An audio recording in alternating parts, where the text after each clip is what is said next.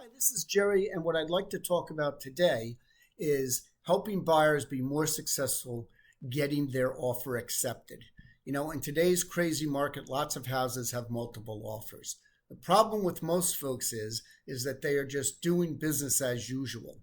And business as usual means just throwing more money at the house. That may not work. This is not the usual market. We can't do business as usual. If you stick with me to the end of this video, I will give you a list of things you can do other than throwing money at the house that will increase your chances of success.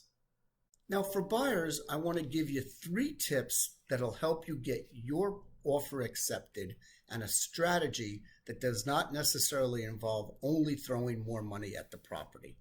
First, I want to tell you about escalation clauses. Second, I want to tell you about the power of 2 magic letters. And third, I want to talk to you about taking uncertainty for the seller out of the contract that you don't need to have in there.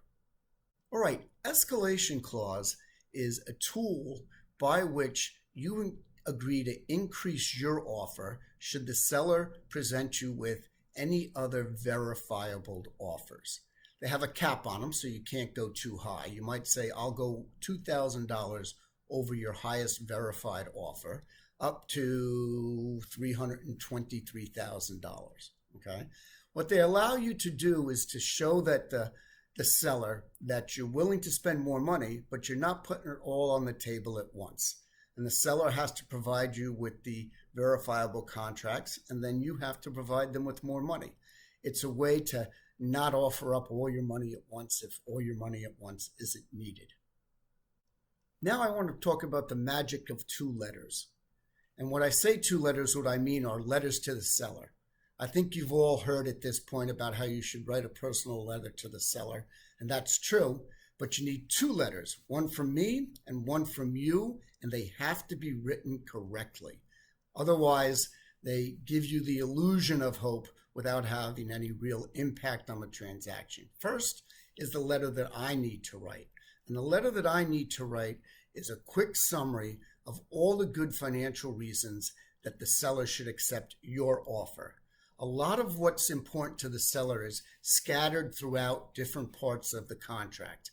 And we don't want to rely on the seller's agent doing his job correctly or her job correctly and making sure that they understand the benefits. So I put them all on one page that can't be missed. Now, the second part that has to be done right is your letter to the seller. You've all heard about this, but there's a formula for this. The first part of the letter has to talk about how much you like the house and maybe compliment what the sellers have done with the house. There's 2 reasons for this. 1, everybody likes a compliment. 2, when you write a letter that talks about the specific features of this property that you like, okay, it shows them that it's not just something that you're photocopying and dumping in an envelope. When you talk about the special features of the property, they know that you're talking about their home. And then after that, you go into whatever parts of your personal story might have an impact on the sellers. The third part of the strategy that involves getting your contract accepted without necessarily throwing money at it is to remove things in the contract that are a risk to the seller, but no real benefit to you. The most usual one is the loan contingency, okay? If you lose your loan late in the game, they have to give you back your earnest money, and then you get to walk away from the contract. Well, in this market, you should be sure that you're going to get your loan, and you should be willing, after a short period of time, to let that earnest money be non-refundable should you lose your loan. A second thing you can do is, if you have the money, you can make it not contingent upon appraisal. If you've got enough down payment, you can do that. You may not want to do that, but some houses are selling at above appraised value. So if it's a house you really want, it's something that you can at least consider, and we can go over how to make sure that you don't pay too much for the house, even though you pay more than appraisal.